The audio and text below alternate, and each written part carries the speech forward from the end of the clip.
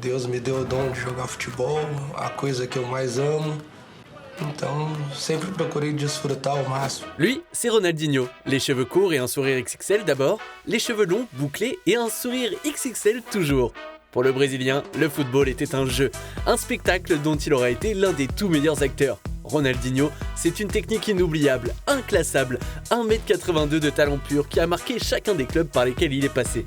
Un joyau adulé par toute une génération qui aurait pu atteindre des sphères jamais égalées sans son amour pour les nuits endiablées. Dieu de la nuit et du rectangle vert, R10 ne serait-il pas le plus grand talent de l'histoire du football? Abonne-toi pour avoir le meilleur du foot en vidéo. Eu sempre sonhei ser conhecido, em jogar na seleção. 2001, 2 ans après avoir gagné la Copa América avec la Seleção, Ronaldinho débarque à Paris avec l'étiquette d'enfant prodige. Un surdoué qui multipliera jusqu'en 2003 les fulgurances balle au pied. Oui, Ronny s'amuse déjà. Accélération tonitruante, passement de jambes, virgule, ça va vite, trop vite. Comme à l'entraînement, le Brésilien étale en match toute sa palette technique. La force tranquille, il paraît. Le talent, tout simplement. Une aisance, un sens du spectacle et une joie de vivre qui fera par la suite le grand bonheur du FC Barcelone. En Catalogne, sa toute première apparition lui suffira à mettre tout le monde d'accord.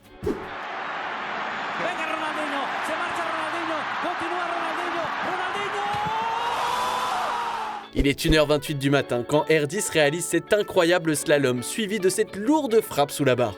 Une heure rare en soi pour jouer au football, une heure propice surtout pour faire chavirer tous les amateurs de samba. Le ton est donné, la suite elle appartient désormais au livre d'histoire. Au Barça, Ronaldinho exprime toute l'immensité de son talent. Petit pont, élastico, sombrero, passe à l'aveugle, passe du dos, pointu. Match après match, le natif de Porto Alegre montre qu'il n'est pas fait du même bois que les autres, qu'il est un ovni tout droit venu d'une autre planète. Un être à part quoi, bourré d'élégance, qui fera du Camp Nou son jardin et des pelouses européennes ses aires de jeu préférées. Des espaces verts qui s'apparentent à de vastes pistes de danse sur lesquelles Ronny prend un plaisir fou à faire valser tous ceux qui osent venir lui chipper la balle dans les pieds.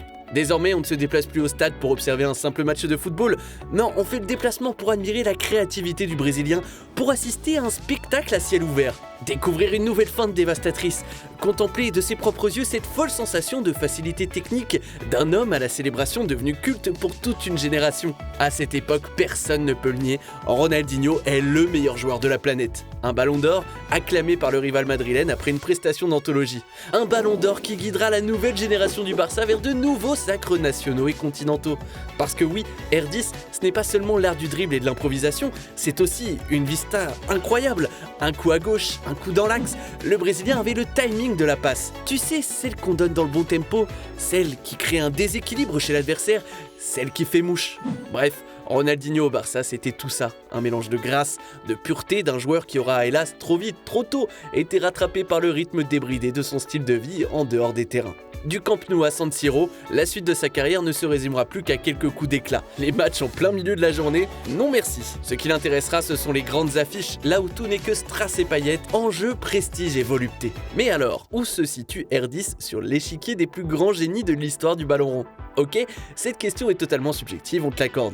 Chaque période possède son héros. Les années 50 et 60 auront été marquées par le binôme Pelé-Garrincha, les années 70 par l'inévitable Johan Cruyff, les 80s, Diego Maradona, évidemment. Quant aux années 90, un homme nous vient directement en tête, son nom Ronaldo, le fameux Il Fenomeno. Ronaldinho, lui, aura marqué d'une pierre blanche les années 2000. I think what makes him special is that people are enjoying the way he's playing. Ronaldinho was my hero, one of my heroes, and I really love watching him playing. Favorite football player? Ronaldinho. N'ayons pas peur de le dire, personne n'a jamais autant suscité l'admiration que Ronaldinho. Personne n'a jamais fait aimer le football à autant de monde. Hormis peut-être un petit Argentin qu'il a d'ailleurs soigneusement pris sous son aile.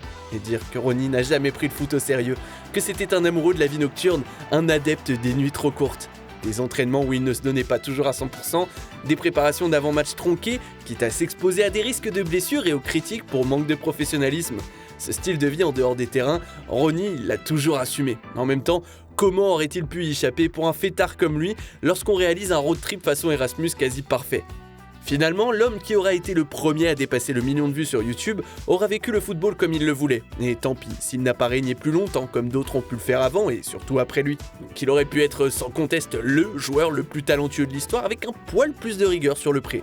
Son style de vie et sa vision du football ont façonné sa légende. Ronaldinho ne se résume pas en trophée, il a pourtant tout gagné dans sa carrière, encore moins en statistiques. Le Brésilien maniait le ballon comme peu de gens sur Terre savent le faire.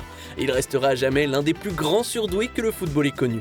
Un génie qui a donné de l'amour et l'envie à des millions de gamins de taper dans un ballon. Merci Ronny. Ronaldinho est-il pour toi le joueur le plus talentueux de l'histoire du ballon rond?